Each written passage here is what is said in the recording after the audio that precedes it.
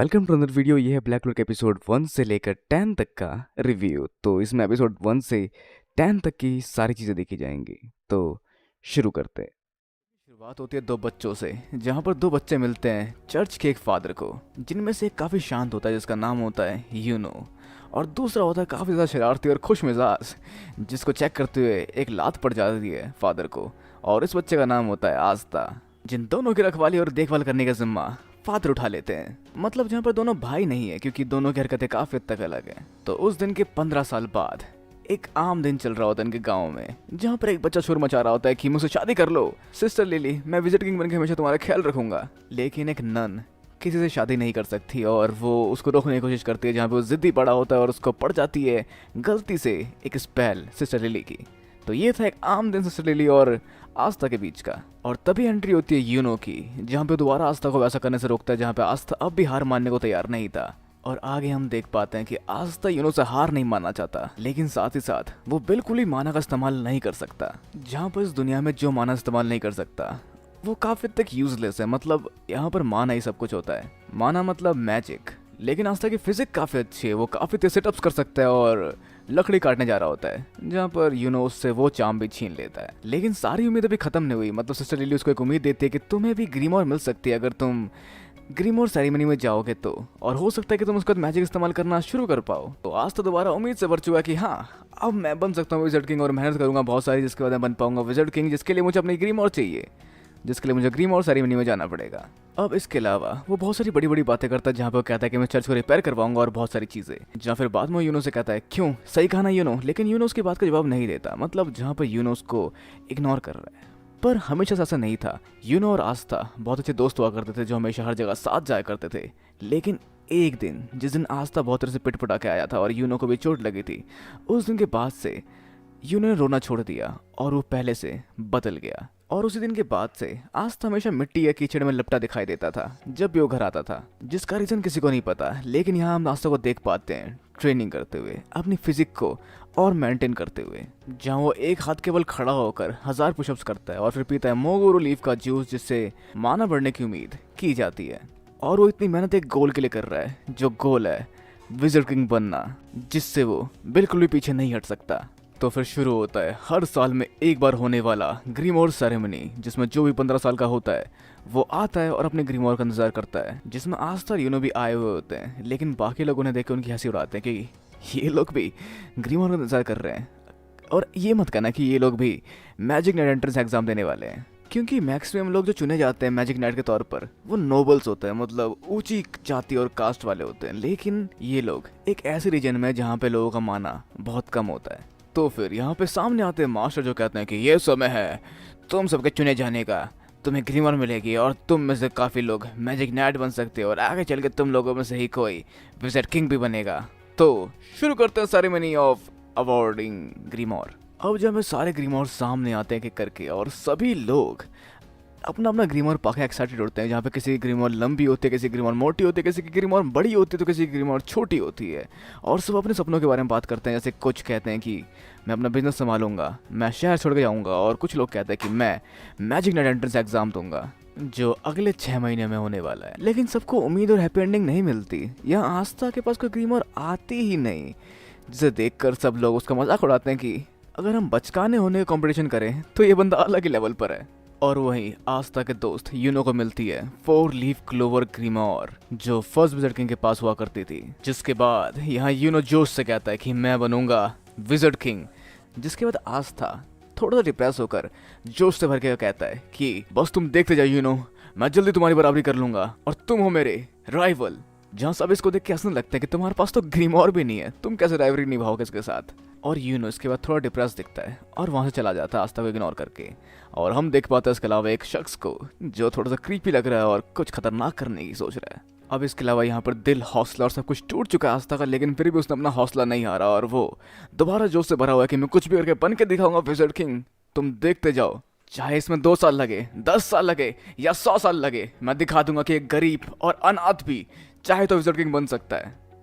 अब इसके अलावा यूनो के पास है 4 लीफ क्लोवर ग्रीमोर, जिसको देख के कुछ लोग जल रहे हैं और उसे छीनने की कोशिश करते हैं ये 4 लीफ क्लोवर वाले ग्रीमोर।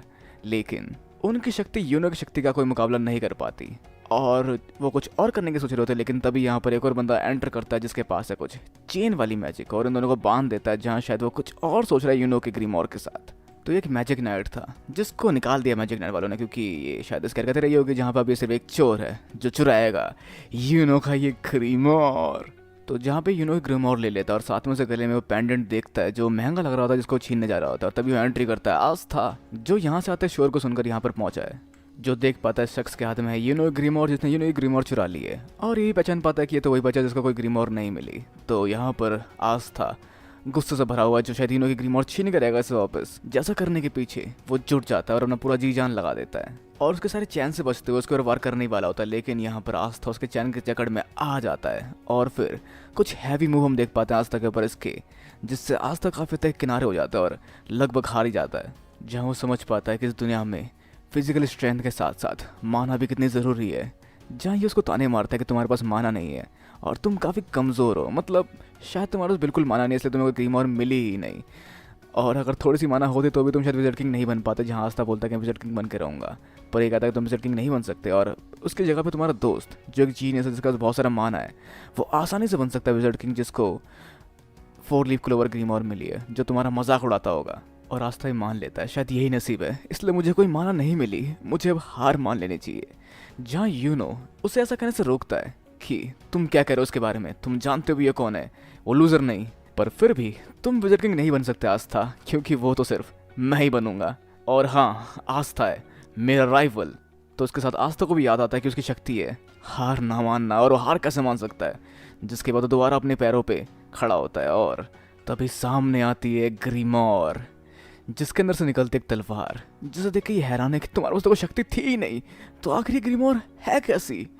और फिर हम देखते हैं इंट्रोडक्शन कि 3 लीफ वाले क्लोवर का मतलब होता है होप, लव और फेथ, प्यार, भरोसा, उम्मीद, और 4 लीफ का मतलब होता है अच्छा लक, और जहाँ पर 5 लीफ का मतलब होता है डीमन जिसमें से निकलती एक तलवार। और इसके अलावा हम देख पाते एक नज़ारा आस्था और यूनो के बचपन का, जहाँ पे आस्था जमीन पर गिरा पड़ा है। तो एपिसोड शुरू होता है जहाँ हम जाते हैं 10 साल पास्ट में, जहाँ यूनो पीछा कर रहा है आस्था का, और वो गिर जाता है और फिर रोने लगता है, जहाँ आस्था उसकी मदद करने के लिए वहाँ पहुँचता है और उसकी मदद करने का वादा करता है हमेशा के लिए। और हम देख पाते हैं अभी की तरह यहाँ पर पहले भी आस्था जिद कर रहा है सिस्टर लिली से शादी करने की, जहाँ पर ये पॉसिबल नहीं है, लेकिन आस्था इसके बाद भी हार मानने को तैयार नहीं है। और हम बढ़ते हैं आगे एक पिक्चर बुक के साथ कहानी में, जहाँ बहुत समय पहले की बात है, एक राक्षस पूरी दुनिया को तबाह करने जा रहा था, लेकिन तभी एक बहादुर मेज आया, मतलब जादूगर या फिर पावरफुल इंसान आया, जिसने उस राक्षस को दोबारा उस दुनिया में भेज दिया जहाँ से वो आया था, और ये दुनिया अंधकार से निकलकर एक बार फिर से रोशन हो उठी, और उस बहादुर वॉरियर को बाद में विज़र्ड किंग के तौर पर जाना जाने लगा। और इस तरह से एक हैप्पी एंडिंग होती है और ये कहानी यहीं खत्म होती है। तो आज तक दिमाग में सवाल आता है कि क्या विज़र्ड किंग अब भी एग्जिस्ट करते हैं? तो जवाब है हाँ, विज़र्ड किंग एक ओहदा है जो जनरेशन बाय जनरेशन चुनिंदा उम्मीदवार को बनाया जाता है। और वैसे क्या विज़र्ड किंग इतना इंपॉर्टेंट है? तो हाँ, वही हम सब लोगों को बचा रहा है, उसके वजह से क्लोवर किंगडम में शांति है, और वो किंग के बाद सेकंड मोस्ट इम्पोर्टेंट पर्सन माना जाता है। और इस दिन की कहानी और बातें सुनकर आस्था ठान लेता है कि वो बनेगा अब विज़र्ड किंग। और ऐसा इसलिए क्योंकि ये काफ़ी कूल है, विज़र्ड किंग बनना काफ़ी कमाल का होता है, मतलब उसके बाद हम डीमन से लड़ सकते हैं और पूरे किंगडम को बचाएंगे और सब हमें हीरो मानेंगे, जो अपने आप में काफ़ी कमाल का ओहदा हो सकता है, जैसा आस्था का सोचना है इस समय तक। और काफ़ी तक वो ठीक ही सोच रहा है, जहाँ वो अमीर हो सकता है, अच्छे कपड़े पहन सकता है, अच्छा खाना खा सकता है, और इस चर्च को भी रिपेयर करवा सकता है, और फिर बाद में सिस्टर लिली से शादी भी कर सकता है, जिसके बदले में सिस्टर लिली हमेशा की तरह ना ही कहती है। तो अब आगे आस्था मैजिक इस्तेमाल करने की कोशिश करता है, लेकिन वो बिल्कुल भी मैजिक इस्तेमाल नहीं कर पाता। और इसके अलावा यहाँ यूनो आता है जो बच्चों को चुप कराते हुए खुद भी रोने लग जाता है। और फिर यहाँ एंट्री होती है फादर की, जिन्हें एक लेटर भेजना है, जिसके लिए वो आस्था की जगह यूनो को चुनते हैं, क्योंकि ये काफी इंपॉर्टेंट लेटर है और आस्था इसको घुमा सकता है, या फिर उनको आस्था के ऊपर भरोसा ही नहीं है। तो यूनो ये फादर के भरोसे को ना तोड़ते हुए खुद जाने का फैसला करता है, और आस्था शायद लकड़ी काटने जा रहा है आगे। तो इस सब के अलावा आगे हम देखते हैं एक बंदे को जिसको बाहर फेंक दिया गया एक बार से, क्योंकि उसके पास कोई पैसा नहीं था और फ्री में कोई दारू नहीं मिलती।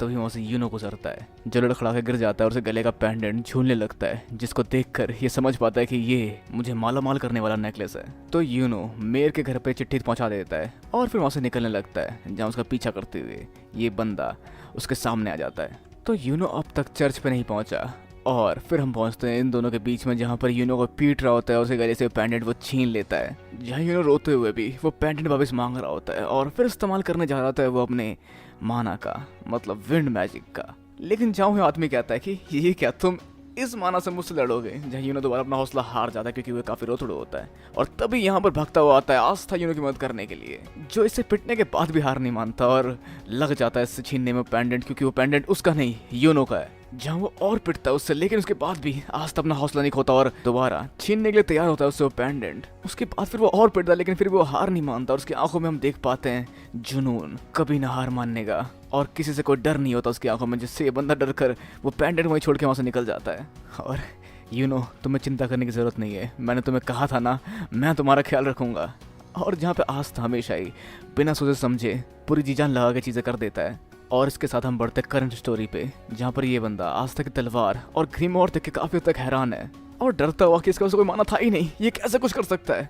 अपने वार का इस्तेमाल करता है, लेकिन आस्था की तलवार से उसके सारे वार नलीफाई हो जाते हैं, मतलब कोई भी मान आस्था की तलवार का सामना नहीं कर सकती। और फिर हम देख पाते हैं आस्था की मसल्स की पावर, और भगता उस तलवार के साथ आगे बढ़ता है, जहाँ पे वो अपनी शक्तियों से, जो कि उसकी है कभी हार मानने की मैजिकल शक्ति, और वार करता उस बंदे पे, जिसके बाद उस वार से वो बंदा काफी तेजी से पीछे की तरफ गिरता है। फिर हम बढ़ते पास्ट में, जहाँ आस्था जमीन पे गिरा हुआ था और यूनो उसको देख रहा था, जहाँ वो कह रहा था कि चिंता मत करो, मैं विज़र्ड किंग बन के दिखाऊंगा और साबित कर दूंगा कि एक गरीब, एक अनाथ भी विज़र्ड किंग बन सकता है, जहाँ मेरी वजह से तुम सब लोग भी एक बेहतर जिंदगी जी पाओगे। जहाँ यूनो पूछता है कोई भी बन सकता है क्या, मैं विज़र्ड किंग बन सकता हूँ? जहाँ आस्था कहता है कि हाँ, मैं, तुम, कोई भी बन सकता है, जो मेहनत करेगा वो बन सकता है विज़र्ड किंग। जहाँ पर यूनो भी उनसे ठान लेता है कि मैं अब दोबारा नहीं रहूँगा और मैं भी विज़र्ड किंग बनूंगा और सबकी रक्षा करूंगा और सबको खुश कर दूंगा, मतलब सबकी रक्षा करूंगा और सबको खुश रखूंगा, जिससे हम लोग भी अच्छी चीजें पा पाएंगे। तो आगे चलकर यूनो कहता है कि क्या तुम्हें याद है आस्था, वो बात और वो वादे जो हमने बचपन में लिए थे? जहाँ आस्था बोलता है कि मुझे लगा तुम मेरा मजाक उड़ाते हो, तो यूनो का कहना था कि हाँ, क्योंकि मैं अपने राइवल से फ्रेंडली नहीं हो सकता। जहाँ उनका वादा था कि हम बन के दिखाएंगे विज़र्ड किंग, मतलब इनमें से कोई एक, जिसका मतलब ये एक दूसरे के राइवल है, जिस दौरान हो सकता है काफी कमाल की चीजें कर दे और ये दोनों ही काफी कमाल के बन जाए। तो इन्हें बनना है विज़र्ड किंग, ताकि ये अपनों और अपने चाहने वालों को खुश रख सके। और उस सब के अलावा अभी भी विज़र्ड किंग एग्जिस्ट करते हैं, जिनके अंडर बहुत सारे मैजिक नाइट स्क्वाड्स आते हैं, जिनका सिलेक्शन जल्दी होने वाला है। तो इस सब के अलावा आस्था और यूनो को हम देख पाते हैं जंगल में ट्रेनिंग करते हुए, जहाँ दोनों के गोल्स हैं विज़र्ड किंग बनने का। अब जहाँ पर इन दद्दू से बात करते हैं फादर की, यूनो ठीक है वो बन सकता है मैजिक नाइट, लेकिन आस्था को एग्जाम शायद नहीं देना चाहिए, पर वो चाहता है और उसे ये लोग नहीं रोक सकते। पर वो रूड नहीं है आस्था के साथ, शायद वो मिस करने वाला है आस्था को और उसकी फिक्र बहुत ज़्यादा है उन्हें, जिस वजह से उसको खतरे में नहीं डालना चाहते। तो इस फीलिंग को अवॉइड या फिर ऐसा दिखाते हो कि उन्हें कोई फ़र्क नहीं पड़ता इससे, फादर मान जाते हैं। वैसे जहाँ पे इन दद्दू ने उसके ग्रीमोर को देखा है, जो 5 लिप क्लोवर ग्रीमोर है, और वो शायद जानते इसके पीछे का राज, पर उन्हें लगता है कि शायद ऐसा कुछ नहीं हो सकता, मतलब जहाँ पे 5 लिप क्लोवर ग्रीमोर में डीमन का वास होता है। तो इसके अलावा आस्था और यूनो के और भी कॉम्पिटिशन हम देख पाते हैं एक दूसरे के साथ। और उसके बाद हम पहुँचते हैं ट्रेनिंग में आस्था के, जहाँ से मिलता है उसका छोटा भाई नैश, मतलब दोनों ही अनाथ है, जहाँ एक दूसरे के भाई हैं ये लोग। अब जहाँ पर वो आस्था से कहता है कि तुम और मैजिक यूज़ नहीं कर सकते और तुम शायद पहले राउंड में फेल हो जाओगे, जहाँ आस्था का कहना होता है कि अब तक मैंने ट्राई नहीं किया, तो ऐसा कहना मुश्किल है। पर जहाँ ये कहता है कि हम जैसे अनाथ और गरीब लोग ऐसे सपने देखने के लिए नहीं बने, जहाँ पर आस्था से कहता है कि तुम कभी भी बिना कोशिश किए हार नहीं मान सकते, हर जगह कोई ना कोई उम्मीद जरूर होती है। जहाँ नैश देख पाता है कि आस्था किसी भी कीमत पर हार नहीं मानने वाला और कुछ भी हो जाए वो बन के दिखाएगा विज़र्ड किंग अपनी मेहनत से, मतलब भले तुम गरीब हो या अनाथ हो, अगर तुम मेहनत करोगे अपने सपनों को पाने के लिए तो तुम जरूर कामयाब होगे। तो इनके लिए बात चल रही है कि तुम्हें सिलेक्ट होना रॉयल अलर्ट एग्जाम में, और आस्था निराश मत होना अगर तुम फेल हो जाओ तो ये घर तुम्हारा ही रहेगा, भले ही हम गरीब हैं या फिर कैसा भी करके होना। मतलब इन आस्था से ज़्यादा उम्मीद नहीं है क्योंकि मैजिक यूज़ नहीं कर सकता, लेकिन देखते हैं क्या होता है आगे।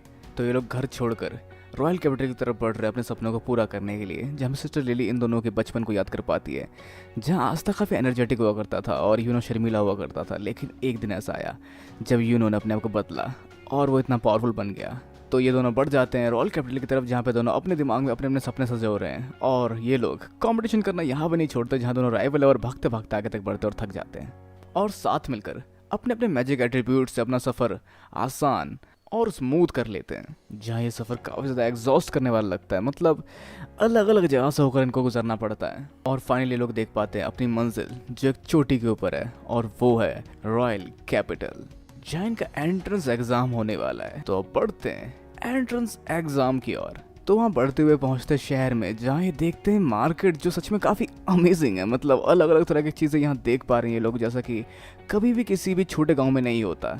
चौड़ी सड़क और अलग अलग तरह की चीज़ें और बहुत सारे मजबूत बने मकान। और वैसे यहाँ आस्था खरीदता है पर्पल स्नेक खाने के लिए।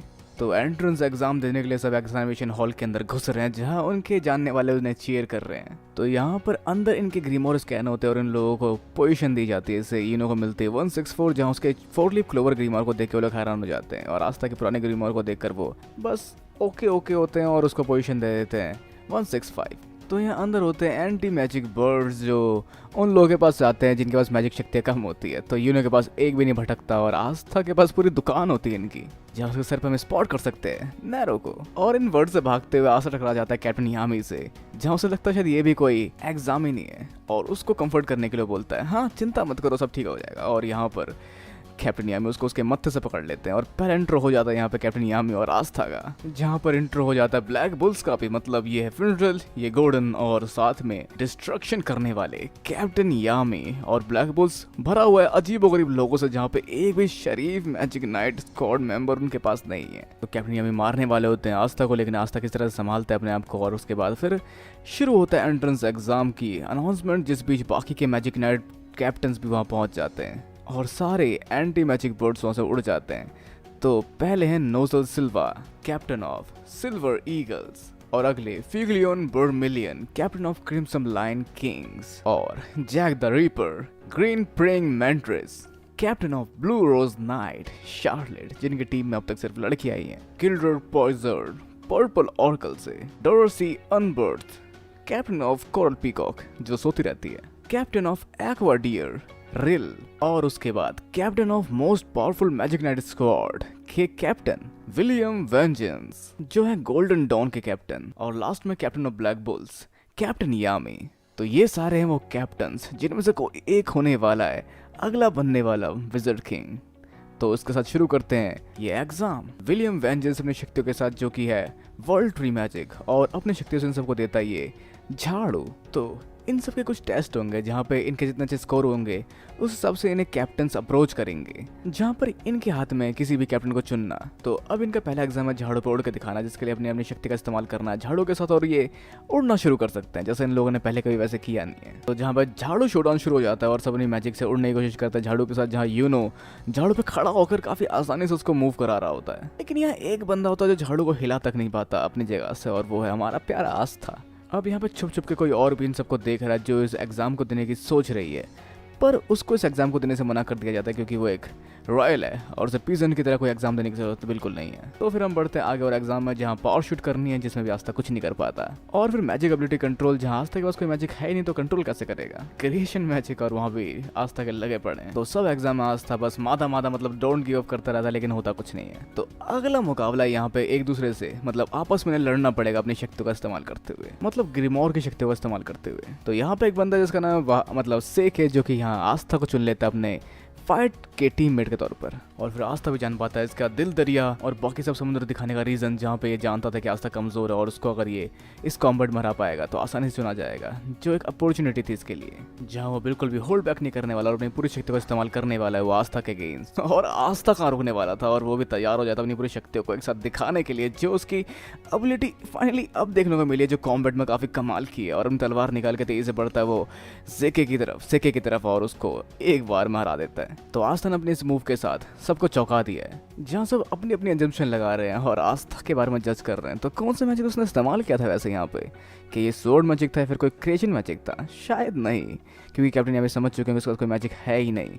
उसने जो भी यहाँ किया है उसकी शायद मस्कुलर पावर थी। तो यहाँ पे कुछ और फाइट शुरू हो जाती है आपस में, और जो काफ़ी कमाल की लगती है। तो इसके अलावा यहाँ पे एक और बंदा अपोनेंट को ढूंढते हुए पहुँचता है यूनो के पास और लड़ने की बात करता है यूनो से, जहाँ वो अपने कमाल की शक्ति का इस्तेमाल करता है, जो कुछ थंडर वाली पावर होती है, और उसके अगेंस्ट यूनो यूज़ करता है अपनी शक्ति का, और अपने विंड पावर से वो काफी तक डोमिनेट कर देता है अपने अपोनेंट को। तो ये सारे एग्जाम खत्म हो चुके हैं। अब चुने जाएंगे इनमें से मैजिक नाइट बनने वाले कैंडिडेट, तो इनके नंबर बुलाए जाएंगे और ये आगे आएंगे, जिसके बाद इनको चुनेंगे लोग, जहाँ पे जिसके लिए हाथ उठेगा वो उनकी टीम में ज्वाइन हो जाएगा। अगर कोई हाथ नहीं उठा तो उसको आगे बढ़ना है और वो किसी मैजिक नाइट स्क्वाड में शामिल नहीं हो पाएगा। उसके बाद अगली बारी आती है यूनो की 164, और उस पर सारे कैप्टन से हाथ खड़ा कर लेते हैं, जहाँ यूनो विज़र्ड किंग बनने के लिए सबसे कंफर्टेबल जगह चुनता है, जो होती है गोल्डन डॉन, जो काफ़ी करीब है विज़र्ड किंग बनने के, मतलब सबसे पावरफुल मैजिक नाइट स्क्वाड वही है। अब उसके बाद अगली बारी आती है आस्था की, जिसके लिए कोई भी हाथ खड़े नहीं करता, जहाँ आस्था हार मानने के लिए तैयार नहीं होता और वो वहाँ से नहीं हटता। जब कैप्टन यामी को कहते हैं कि तुम भले ही कॉम्बैट में बेहतर हो गए, लेकिन तुम्हारी शक्तियों का राज किसी को नहीं पता, और एक मैजिक नाइट बनने के लिए मैजिकल शक्तियाँ बहुत ज़रूरी होती है और उसके बिना तुम कुछ नहीं कर सकते। जहाँ वो अपने ऑरा का इस्तेमाल करते हुए आगे बढ़ते हैं, जहाँ वो सवाल पूछते हैं उससे कि तुम्हारा उसको मैजिकल शक्ति नहीं है, इसलिए कोई तुम्हें नहीं चाहता, और तुम कैसे ऐसे बन पाओगे विज़र्ड किंग, और अगर तुम विज़र्ड किंग बनना चाहते हो तो तुम्हें हम 9 लोगों को सरपास करना पड़ेगा, और वगैरह वगैरह। जहाँ पर आखिर में आस्था हार नहीं मानता और कहता है अगर मैं अभी विज़र्ड किंग नहीं बन पा, मतलब अभी मैजिक नाइट स्क्वाड में ज्वाइन नहीं हो पाया, तब भी मैं हार नहीं मानूंगा और एक दिन अपनी मेहनत से बन के दिखाऊंगा विज़र्ड किंग। जहाँ उसके इस जोक को या फिर उसके इस डेडिकेशन को सीरियसली लेते हुए कैप्टन यामी उसको फनी समझते हैं और उसको अपने टीम को ज्वाइन करने का इन्विटेशन दे देते हैं। तो उसके बाद धीरे धीरे पूरा एंट्रेंस एग्जाम खत्म होता है और बहुत सारे लोग निराश होकर घर लौटते हैं। तो अब जल्दी जल्दी हम बढ़ते हैं आगे, जहाँ पर हल्का होने पहुंचता है आस्था जैसे वार करने वाला होता है वहाँ, जिसको रोकता है यूनो, और उसके बाद हम पहुंचते हैं कैप्टन यामी के साथ ब्लैक बुल्स की तरफ, जहां पकड़ के स्पेटल मैजिक के अंदर फेंक देते हैं आस्था को, और आस्था पहुंच जाता है ब्लैक बुल्स के हाइड आउट के पास, जो काफी कमाल का लगता है देखने में, जहां पर उसका स्वागत काफी अलग तरीके से होता है। मतलब जिस दरवाजे का वो खड़ा होता है वो दरवाजा ब्लास्ट हो जाता है और वो उड़ता हुआ पीछे की तरफ गिरता है। तो कैप्टन यामी की तरफ से स्वागत आस्था, और ये हमारा ब्लैक बुल्स, जैसे कि तुम्हें उम्मीद होनी चाहिए थी। तो इंतजार कीजिए मिलने के लिए ब्लैक बुल्स के मेंबर से। और यहाँ पे यूनो का भी वेलकम हो चुका है उसके स्क्वाड में, जहाँ पर उसको इसके पीजेंट होने की वजह से थोड़े से ताने कसे जा रहे हैं। तो भले ही यूनो सेलेक्ट कर लिया गया है गोल्डन डॉन के कैप्टन के हाथों, लेकिन उसे गोल्डन डॉन अब तक एक्सेप्ट नहीं करेंगे, मतलब जो उसको साबित करके दिखाना पड़ेगा। तो अब देखते हैं कि आस्था का स्वागत किस ढंग से किया जाएगा ब्लैक बुल्स में। तो आस्था गिरने के बाद भी हार नहीं मानता और कूद पड़ता है स्क्वाड के अंदर, जहाँ पर वो देखता है कि काफी कुछ हो रहा है, मतलब सब अपने आप में लगे हुए हैं, और उसके बाद वो वहाँ चिल्ला के कहता है कि मैं बनूंगा विज़र्ड किंग। पर उससे किसी को घंटा फर्क नहीं पड़ता, क्योंकि सब अपने में लगे हुए हैं उसके बाद भी, जहाँ वो अपने अपने पावर से लड़ रहे हैं, जहाँ पे उसमें से एक पावर बॉल आती है आस्था की तरफ भी, जिससे वो दोबारा एक किनारे हो जाता है। और ये सब देखकर कैप्टन यामी का पारा चढ़ रहा है कि कोई भी ध्यान नहीं दे रहा कि वो लोग आ चुके हैं और सब अपने आप में लगे हुए हैं। और तभी कैप्टन यामी गुस्से में कहते हैं कि तोड़फोड़ करना बंद करो, और कैप्टन यामी को देखकर सब खुशी से कैप्टन यामी की ओर बढ़ते हैं और अपने अपने स्टाइल में उनसे कुछ ना कुछ मांगते हैं और उनको इन्वाइट करते हैं अपने अलग अलग चैलेंजेस में, अलग अलग शौक में। और तभी कैप्टन यामी उनको कहते हैं कि तुम सबको शांत होने की ज़रूरत है, और फिर इंट्रोड्यूस करते हैं आस्था से, जो कहीं और ही पहुंच गया। लेकिन फिर सब कुछ ठीक होता है और आस्था को इंट्रोड्यूस करते हैं कि ये है तुम्हारी टीम का एक और नया मेंबर, जहाँ आस्था अपने बारे में बताता है कि मैं हूँ हेज विलेज का आस्था। और इसके अलावा फिनरल यहाँ पर सबसे इंट्रोड्यूस करता है आस्था को। तो पहले है गोर्डन एग्रिप्पा, जो थोड़ा कम बोलता है और ये क्या सोच रहा है कोई नहीं जानता, पर ये एक अच्छा बंदा है। और अगली वेनिसा एनोटेका, जो बेबड़ी और पीपा के कभी कभी उल्टी सीधी हरकतें कर देती है, लेकिन ओवरऑल वो एक अच्छी औरत है। जहाँ उसका इन्विटेशन काफी हद तक अच्छा लगता है आस्था को, लेकिन वो उसके साथ नहीं जा सकता क्योंकि उसने अपना दिल पहले ही सिस्टर लिली को दे दिया है। तो वेनिसा की उल्टी को इग्नोर करते हुए आगे बढ़ते हैं हम लोग लक वोल्टी की तरफ, जो एक सन की बच्चा है जो हमेशा लड़ने के लिए ऑब्सेस्ड रहता है, पर ये भी एक अच्छा इंसान है। गोचे अडलाई, जहाँ ये थोड़ा सा ऑब्सेस्ड अपनी बहन को लेकर, पर ये भी एक अच्छा इंसान है। चार्मी पेपिटसन, जो एक अच्छी इंसान है जो बहुत खाती है पर किसी इंसान को नहीं खाती, इसलिए एक अच्छी इंसान है। और ये है ग्रे, जिसके बारे में फिनरल को भी ज्यादा नहीं पता, पर ये भी एक अच्छा इंसान है। अगला माग्ना स्विंग, ये दिखने में थोड़ा झगड़ालू लगता है, लेकिन ओवरऑल ये भी एक अच्छा इंसान है। फिनरल रोलाकेस, जो काफी फेमस है, और वो हूँ मैं, मतलब जो इंट्रोड्यूस कर रहे हैं सब लोगों को। और आखिर में यामी सुगिहिरो, जो है कैप्टन ब्लैक बुल्स के। तो यहाँ कुछ और मेंबर्स भी जो मिशंस में गए हुए हैं या फिर आराम कर रहे हैं या फिर कहीं ना कहीं हैं, तो और भी लोग ब्लैक बुल्स के अंदर, ऐसा हिंट मिल चुका है यहाँ आस्था को। तो कैप्टन में कहते हैं ये तुम्हारा नया मेंबर, तो तुम काम करवा सकते हो, लेकिन इसको मारना अलाउड नहीं है, तुम जान से नहीं मार सकते। अब यहाँ पे मैग्ना उसको रॉब का लालच दिखा के अपने आपको नंबर 1 हाथ बताते हुए कैप्टन यामी का एक टेस्ट लेना शुरू कर देता है आस्था का। पहला टेस्ट होता है गट्स और स्टेमिना का, जहाँ आस्था 500 पुशअप्स 500 पुलअप्स पता नहीं क्या क्या कर लेता है और एक पत्थर को उठा के दिखा देता है इसको कि मैं काफी पावरफुल हूँ। और इतना ही नहीं, उस पत्थर को सर से मार मार के फोड़ देता है। और अगला टेस्ट उसको मांगना के वार को रोकना है, और अगर उसने ऐसा कर दिया तो वो भी ब्लैक बुल्स का एक मेंबर माना जाएगा। तो आस्था अपने ग्रीमोर से अपनी तलवार निकाल के तैयार हो जाता है और यहाँ पर मांगना काफी सारे वार करता है आस्था के ऊपर, जिसको डॉज कर लेता है। लेकिन अब ये खत्म नहीं हुआ, जहाँ एक पावरफुल वार बाकी है मांगना की तरफ से, जहाँ वो अपनी शक्तियों को एक साथ जोड़ के उसको मोड़ के एक साथ एक फोल्ड में और एक तगड़ा सा वार करता है आस्था की तरफ, जिससे आस्था को यकीन हो जाता है कि वो हार सकता है। लेकिन जब उसका दिमाग काम करना बंद हो जाता है, तो उसकी प्रैक्टिस और ट्रेन की हुई मसल्स और उसकी स्किल्स जो उसने अब तक यहाँ पर डेवलप की है, वो उसको हर बार जिता देती है अपने दुश्मनों और चुनौतियों के सामने, जहाँ वो मैजिक को कैंसिल कर पाता है अपनी तलवार से। पर इस बार ये मैजिक थोड़ा ज़्यादा फास्ट था और अगर आस्था उसको काटेगा तो भी उसके वार को नहीं रोक पाएगा, क्योंकि स्पीड काफ़ी तेज़ है और उसका वार तब भी आस्था को लगेगा, जहाँ आस्था का दिमाग काम करना बंद कर देता है। लेकिन उसका शरीर इसके बाद भी हार नहीं मानता, एक नया तरीका खोज लेता है आस्था तलवार को इस्तेमाल करने का, जहाँ तलवार के बीच वाले पोर्शन को इस्तेमाल करके चौड़ा करके वो उसको बल्ले की तरह घुमा के मारता है इस फायर वॉल पे, जिससे वो फायर वॉल रिफ्लेक्ट हो जाती है। और आस्था भी हैरान है कि इसकी तलवार ऐसा काम भी कर सकते हैं, जहां वो अटैक को डिफ्लेक्ट भी कर सकती है उसी के यूज़र की ओर, जिससे इसका पूरा असर मांगना कवर हुआ है। और काफ़ी तक चिंतित है आस्था मांगना को लेकर, क्योंकि ये वार काफ़ी खतरनाक था जिससे मांगना मारा जा सकता था। पर मांगना उसको कैंसिल करके बच जाता है और आगे बढ़ता है आस्था की ओर, जिससे आस्था घबरा जाता है। लेकिन तभी मांगना उसको पकड़ के कहता है कि वेल डन, तुमने कर दिखाया, तुम कमाल के हो यार, और मैं भी कोई रॉयल वॉयल नहीं हूँ, मैं भी तुम्हारे हेज विलेज के ऊपर वाले विलेज का हूँ, जो है रायगा विलेज। जहाँ आज तक अरे वो वाला गाँव जो लकड़ी को पार, मतलब गाँव वाले लोगों की तरफ आता है, जहाँ पे ये आसपास के पड़ोसी गाँव से हैं एक दूसरे के। और इस तरह से अब आस्था को मिल चुका उसका ब्लैक बुल्स का रॉब, और वो बन चुका है एक ब्लैक बुल का ऑफिशियल मेंबर। और कोई है जो आस्था की इस ट्रेनिंग को और इस मतलब इनविटेशन या फिर जो भी था उसको देख रहा है, मतलब देख रही है। और सभी मेंबर काफ़ी तक खुश है आस्था को देखकर, और वो भी अपनी अपनी खुशी बांटते हैं, जहाँ पर चार्मी बांटती है उसके साथ अपना केक आधे का आधा, पर वो भी काफ़ी बड़ी बात है चार्मी के लिए। तो फाइनली वो रॉब मिल चुका है आस्था को, और आस्था भी ऑफिशियली मेंबर बन चुका है ब्लैक बुल्स का, और एक नया सफ़र शुरू हो चुका है आस्था का नए लोगों के साथ जुड़कर।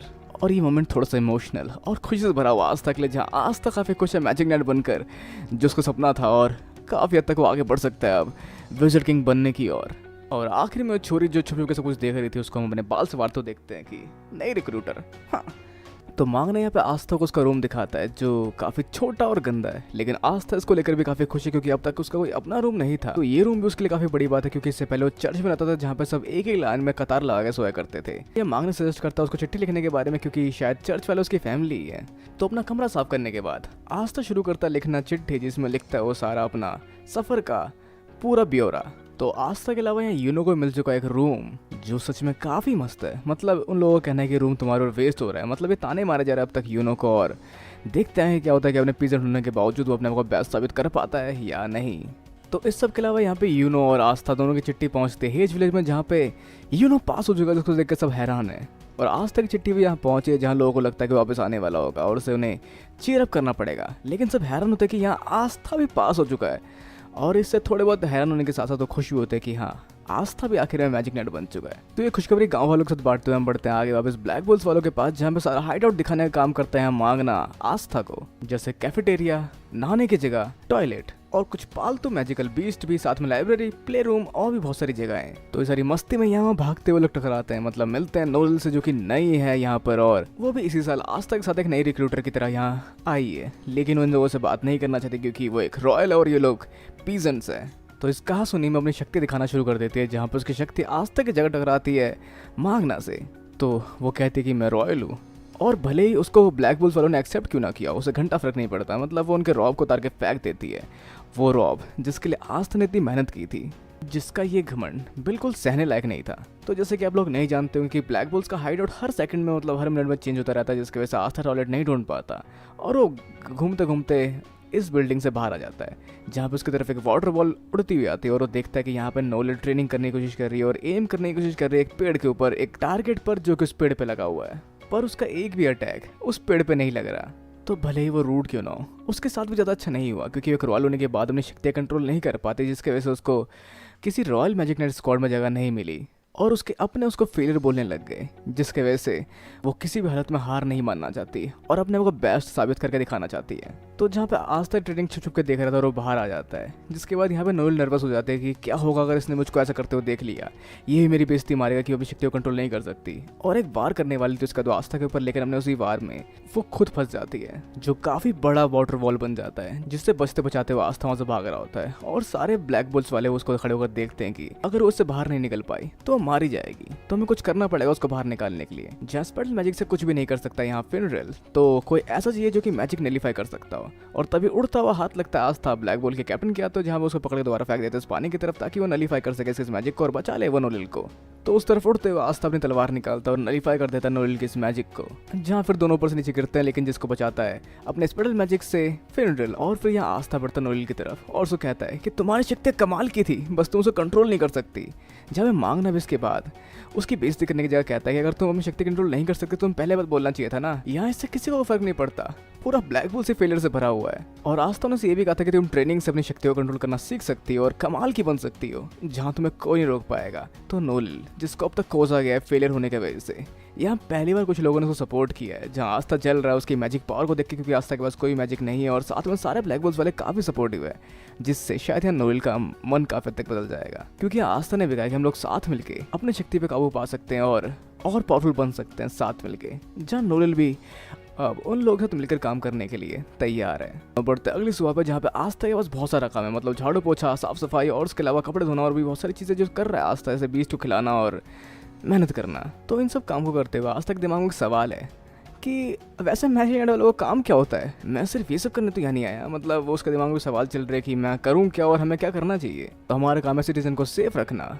और उनकी रक्षा करना, या फिर कोई ना कोई जो भी हमें काम मिले वो करना। तो जितने लोग इस स्क्वाड में हैं सबकी अपनी अपनी राय है कि गोची की मेन प्रायोरिटी उसकी बहन है और फिनरल की लड़की के बीच में पॉपुलर होना और गोल्डन की नए दोस्त बनाना। जहाँ चार्मी के दिमाग में सिर्फ खाना बनाने के बारे में चलता है। तो इनको मिलने मिलते मिशन जिन पे जाके इनको उस मिशन को एग्जीक्यूट करना होता है, जहाँ पर मांगना और कैप्टन यामी एक मिशन पे जाते हैं। पर वो मिशन पे नहीं कैसीनो में जाते हैं, जहाँ पर जाकर अपने सारे कपड़े हार जाते हैं। और आखिर में सब हारने के बाद भी कैप्टन यामी दाव पे लगा देता है अपने ग्रीमोर को, लेकिन जो एप्लीकेबल नहीं है। तो उसके बजाय क्यों ना ऐसा हो कि अगर कैप्टन यामी इस बार भी हारे तो उन्हें जो भी वो बोलेगा वो करना पड़ेगा, जिस मंजूरी के साथ वो शायद हार जाते हैं। क्योंकि यहाँ पे आस्था मैजिकल बीस्ट को खिला रहा होता है खाना, जिस बीच यहाँ पर पहुँचते हैं कैप्टन यामी और मांगना सिर्फ अपने रोप के साथ, मतलब नंगे। तो इसके बाद पहला मिशन मिल चुका है यहाँ पे नोलिल और आस्था को, जो काम है जंगली सुअरों को पकड़ना सॉसी विलेज में। तो भले कैप्टन यामी हारे हो मेयर से उस गांव के, पर ये काम इन्हें ही करना पड़ेगा। तो कैप्टन यामी ने दो चॉइस देते हैं, पहला इन्हें ये मिशन करना है या फिर दूसरा कि इन्हें मरना है। तो इन्हें भी मिशन करना है। तो ये मिशन मिला है नोलिल और आस्था को। तो जहाँ भेजने के लिए ये लोग बात करते हैं फिनरल से, लेकिन फिनरल वहाँ नहीं जा सकता क्योंकि उसने आज तक सॉसी विलेज नहीं देखा। मतलब जो जगह उसने नहीं देखी वो वहाँ नहीं जा सकता। और यहाँ पर नोलिल और आस्था दोनों को झाड़ू पोड़ना नहीं आता। तो यहाँ पर आस्था नोलिल को छोड़ने की जिम्मेदारी होती है, मांगना क्या तो अपने क्रेजी साइक्लोन के ऊपर। तो लड़ते झगड़ते और झाड़ू बैठते हुए वो पहुंच जाते हैं सॉसी विलेज की और तो उस गांव की तरफ कुछ और लोग शायद कुछ मैजिक स्टोन ढूंढते हुए आए हुए हैं। तो अब देखते हैं क्या होता है आगे, क्योंकि यहाँ पे ये लोग काफी खतरनाक लग रहे हैं, जो अपने मैजिक से काफी आसानी से इस जंगली बीस्ट या बोर को, मतलब सुअर को मार देता है। तो यहाँ पे ये बोर हंटिंग शुरू हो चुकी है आस्था और इन सब की, जहाँ आस्था के पीछे सुअर काफी तेजी से पड़ चुके हैं, जहाँ पे उसको बचाने के लिए नोलिल बढ़ते, क्योंकि यहाँ पर मांगना नहीं बढ़ने वाला, क्योंकि थक चुका है झाड़ू पे सवारी देने के बाद। तो नोलिल बचाने के लिए पहुंचते आस्था को, जहाँ पे उसका वार सीधा आस्था को लग जाता है और फिर सुअर से भी पिटता है यहाँ आस्था, लेकिन फिर तलवार निकाल के सुअर को काफी आसानी से मार देता है। जहाँ पे एक नहीं कई सारे सुअर और भी है जिनको हराना है इसको, और आखिर में लोग हरा देते हैं सारे सुअरों को और फिर इसको उठाते हुए, जहाँ पे आस्था ने उठाया 3-4 सुअर और एक सुअर उठा के ले जाता है मांगना उस गाँव की तरफ, जहाँ मांगना की बैक स्टोरी सुन पाता है, जहाँ मांगना सॉसी विलेज में काफी बार जा चुका लड़ने के लिए, जिसमें हर बार मेयर ने उसको हराया है और ऐसे लगातार कई बार वो जाके लड़ चुका है मेयर से। और आखिर में मेयर ने सजेस्ट किया उसको मैजिक नाइट एंट्रेंस एग्जाम देने के लिए। तो आखिर में वो लोग पहुंच जाते हैं सॉसी विलेज की ओर, जहाँ पर वो लोग देखते हैं कि धुन ने पूरे गांव को ढक रखा है, जो एक मैजिकल मिस्ट है। तो अपने एंटी मैजिक स्वॉर्ड से आस्था उस धुन को काटते हुए आगे बढ़ता है गाँव की ओर, जहाँ पे देखते हैं कि गाँव के सभी लोग आशाएं बैठे हुए हैं, जहाँ मेयर की भी वॉट लग चुकी है। और इनके सामने आते हैं कुछ खतरनाक लोग, जो कहता है कि इन्हें सिर्फ 10 सेकंड में हरा देगा और एक बड़े से बर्फीला बार करता है इनके ऊपर, जिससे बचना ऑलमोस्ट इम्पॉसिबल होता है इन लोगों के लिए। लेकिन तभी बीच में कूद पड़ता है आस्था और इस बार को 2 बराबर हिस्सों में काट देता है। लेकिन उनके बॉस तक पहुंचना इतना आसान नहीं होने वाला आस्था के लिए, क्योंकि मिस्ट की दीवार उसको उसके पार नहीं जाने देगी। जहाँ पे आस्था की एंटी मैजिक स्वॉर्ड सबको पार करते हुए पहुंच जाती है आगे। तो ये लोग यहाँ पे हमला क्यों कर रहे हैं, क्योंकि ये है 4th सेकंड रेल्म, मतलब एक आता है रॉयल रेल्म, जिसके बाद आता है कॉमन रेल्म, और 4th सेकंड रेल्म में वो लोग रहते हैं जिनके पास मैजिकल शक्तियाँ बस नाम मात्र के लिए होती है, मतलब काफी कम होती है, जिनका रहना न रहना इंसानियत पे कोई फर्क नहीं डालती। पर आस्था उन लोगों को भी बचाएगा। तो जहाँ पे उनका अपोनेंट काफी पावरफुल स्पेल यूज करने लगते हैं, मतलब बहुत सारे वार और साथ में धुंध ही धुंध, जिन सबको भी आस्था अपनी पूरी मेहनत से रोक रहा होता है, और यहाँ पे बाकी बचे टुकड़ों को भी रोक रहा होता है मांगना, लेकिन यहाँ सब कुछ नहीं कर पाती है दोनों। और इसके अलावा नोलिल अपनी शक्ति कंट्रोल नहीं कर सकती और वो शायद यहाँ पे यूजलेस है। पर ऐसा सोचते हुए उसके स्पेल बुक में एक नया स्पेल आ जाता है, जिसके इस्तेमाल से सभी गांव वालों के ऊपर एक बड़ा सा डोम बन जाता है उसकी मैजिक का, जिससे वो शील्ड की तरह काम करता है और सभी गांव वालों को इनके उस वार से बचाता है। अब जहाँ शील्ड से बाहर है आस्था, और उसे इन सब का सामना करना है, और तभी उस पर आस्था एक वार करता है, लेकिन वो आस्था पे एक और पलट वार कर पाता है, जहाँ पे इसके बाद आस्था टेक डाउन हो चुका है, मतलब नॉकआउट हो चुका है, और यहाँ पे उसकी बारी है शील्ड को तोड़कर सभी गांव वालों को मारने की। पर जहाँ आस्था ने अब भी हार नहीं मानी और उसकी तरफ बढ़ता है, जहाँ पे दोबारा ही अपने वार से आस्था को काउंटर कर पाता है, और लगातार ऐसा कई बार होता है जहाँ पे आस्था हार नहीं मानता, पर वो भी इसको काफ़ी आसानी से काउंटर कर रहा होता है। तो आस्था की मेहनत को देखकर मांगना बीच में आता है अपनी शक्तियों के साथ, जहाँ पर वो अपने शहर को, मतलब अपने उस जगह को जहाँ पे वो काफ़ी ज़्यादा रिलेटेबल है, नहीं देख सकता तबाह होते हुए या फिर यहाँ के लोगों को मरते हुए, जो वो बाहर आकर अपने कई सारे वार करता है, जो जिससे ये लोग बच जाते हैं। लेकिन ये सिर्फ एक धोखा था, क्योंकि इसके बाद आस्था उसके बचे हुए वार को, जो कि बाहर पीछे निकल चुके हैं, दोबारा इनकी तरफ रिफ्लेक्ट कर देता है, जिसके बाद ये लोग अपनी उस आग से बचने के लिए अपने को बचाने की कोशिश करते हैं, लेकिन आस्था तभी वहाँ पहुँचता है और अपने वार से इनको हरा देता है। तो इन सबको हराकर आखिर में आस्था बेहोश हो जाता है या फिर शायद सो जाता है। तो भले ही वो काफ़ी ज़्यादा शोर शराबा मचाता हो या फिर काफ़ी अजीब हो, लेकिन वो कमाल का है, जहाँ पे यहाँ के लोग भी इन्हें थैंक्स कहते हैं, क्योंकि ये हैरान है कि क्या ये कॉमनर है, क्योंकि इसके बावजूद ये काफ़ी पावरफुल है। और वैसे यहाँ पे एक एंटी मैजिक वर्ड आती है, जो कि उड़ते हुए जाते घर के अंदर और वहाँ से एक मैजिक स्टोन कलेक्ट कर लेती है। तो वैसे आखिर में इन लोगों ने उन तीनों को बंदी बना लिया है, लेकिन ये तीनों कुछ बताने से पहले खुद को सेल्फ डिस्ट्रक्ट करके मर जाते हैं। तो सारी इन्फॉर्मेशन के साथ जा चुके हैं और साथ में गाँव के मेयर मारे जा चुके हैं इन सबसे लड़ते हुए, जो काफ़ी कमाल के थे। तो आस्था, मांगना और नोलेल पहुंचने की कवर में जहाँ एक बच्चा बैठा होता है, जिसके बाद वो बच्चे इनको प्रेज करते हुए कहता है कि तुम लोगों को और बेहतर बनना है, और साथ में खुद के लिए पूछते हैं कि क्या मैं भी एक मैजिक नाइट स्क्वाड, मतलब मैजिक नाइट बन सकता हूँ। जहाँ इसका हौसला बढ़ाते हुए लोग कहते हैं कि हाँ तुम भी बन सकते हो। जहाँ पर वो चिड़िया जो कि उस स्टोन को लेकर पहुँचते इनके पास, वो सर पे मारना शुरू कर देती है वो स्टोन आस्था के, और काफ़ी हद तक आस्था से कनेक्टेड लग रही है चिड़िया, और ये स्टोन लेके सीधा इनके पास पहुंची है वो चिड़िया। ब्लैक लोड के आगे का एडवेंचर जानने के लिए आपको करना पड़ेगा अगली वीडियो का इंतजार। और वैसे अब आप क्या सोचते हैं कि क्या और अमेजिंग चीज़ें हो सकती है, वैसे पता ही होगा आपको, क्योंकि इसके आगे के एपिसोड आ चुके हैं। तो ये था ब्लैक लोड का एपिसोड 1 से लेकर 10 तक की रिव्यू, और ऐसे और वीडियोस के लिए मेरे चैनल को सब्सक्राइब करें और वीडियो को लाइक करें और चैनल को सब्सक्राइब करें, मतलब शेयर भी करें वीडियो को। तब तक के लिए मिलते हैं अगली वीडियो में। Sayonara and have a nice day.